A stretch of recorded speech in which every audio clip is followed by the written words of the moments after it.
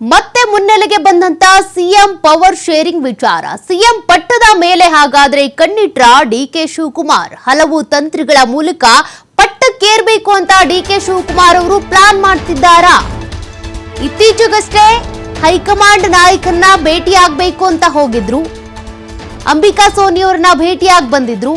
High command ಓಲೈಸುವ ಲೆಕ್ಕಾಚಾರದಲ್ಲಿ ಹಾಗಾದ್ರೆ DCM DK Shivakumar ಇದ್ದಾರಾ? ಬಿಹಾರದ ಚುನಾವಣೆ ಗೆಲ್ಲಬೇಕು ಅಂತ ಹೈಕಮಾಂಡ್ ರಣತಂತ್ರವನ್ನ ಹೆಣಿತಾ ಇದೆ. ಈಗ ಅದೇ ಹಾದಿಯಲ್ಲಿ ಡಿಸಿಎಂ ಡಿಕೆ ಶಿವಕುಮಾರ್ ಅವರು ಕೂಡ ಇದ್ದಾರಾ ಅಂತ, ಯಾಕೆ ಅಂತ ಕೂಡ ನಾವು ಡೀಟೇಲ್ಸ್ ಹೇಳ್ತೀವಿ. ಈಗಾಗಲೇ ನೋಡಿ, ಡಿಸಿಎಂ ಡಿಕೆ ಶಿವಕುಮಾರ್ ಅವರು ಸಿಎಂ ಆಗ್ಲೇಬೇಕು ಅನ್ನುವಂತ ಪ್ರಬಲ ಆಕಾಂಕ್ಷಿ. ಅದರಲ್ಲಿ ಗುಟ್ಟೇನೂ ಇಲ್ಲ, ಬಹಿರಂಗಾನೇ ಅದು.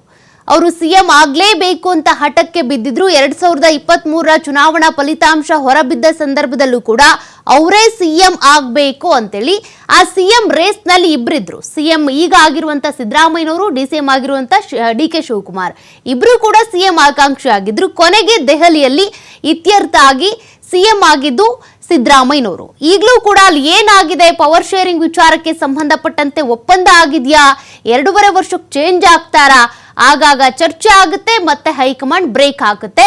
ಅಸಲಿಗೆ ಅಲ್ಲಿ ಏನಾಗಿದೆ ಅನ್ನೋದು ಇನ್ನೂ ಗೊತ್ತಿಲ್ಲ. ಆದ್ರೆ ಡಿಸಿಎಂ ಡಿಕೆ ಶಿವಕುಮಾರ್ ಮಾತ್ರ ನಾನು ಪಕ್ಷ ಸಂಘಟನೆ, ಪಕ್ಷಕ್ಕೆ ನಿಷ್ಠೆ ಆಗಿ ಯಾವಾಗ್ಲೂ ಕೂಡ ಇರ್ತೀನಿ ಅಂತೇಳಿ ಹೇಳ್ತಾನೆ ಇರ್ತಾರೆ. ಅದರ ಬೆನ್ನಲ್ಲೇ ಈಗ ನೋಡಿ, ಅವರು ಸಿಎಂ ಆಗ್ಬೇಕು ಅಂತ ಪ್ರಬಲ ಆಕಾಂಕ್ಷೆ ಆಗಿರೋದ್ರಿಂದ ಸಾಕಷ್ಟು ಕಸರತ್ ಮಾಡ್ತಾ ಇದ್ದಾರೆ. ಬಿಹಾರದಲ್ಲಿ ಕಾವೇರುತ್ತಿರುವಂತಹ ವಿಧಾನಸಭೆ ಚುನಾವಣೆ ರಾಜ್ಯದಾದ್ಯಂತ, ಬಿಹಾರ ರಾಜ್ಯದಾದ್ಯಂತ ಮಾತ್ರ ಅಲ್ಲ, ದೇಶದಲ್ಲಿ ಕೂಡ ಗಮನ ಸೆಳೀತಾ ಇದೆ. ಬೆಂಗಳೂರಲ್ಲಿ ಬಿಹಾರ ಮೂಲದ ನಿವಾಸಿಗಳ ಭೇಟಿಗೆ ಈಗ ದಾಳ ಉರುಳಿಸ್ತಾ ಇದ್ದಾರೆ.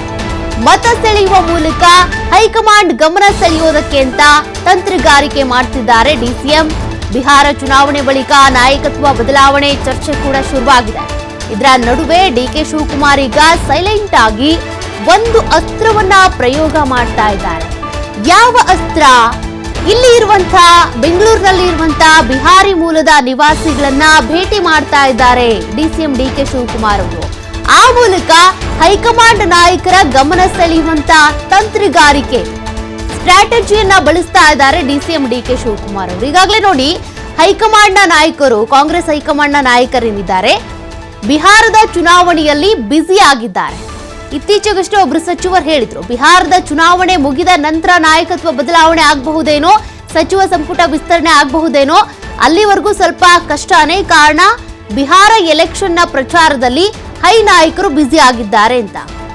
ಹಾಗಾಗಿ ಇದೇ ಒಂದು ಒಳ್ಳೆ ಸಂದರ್ಭ.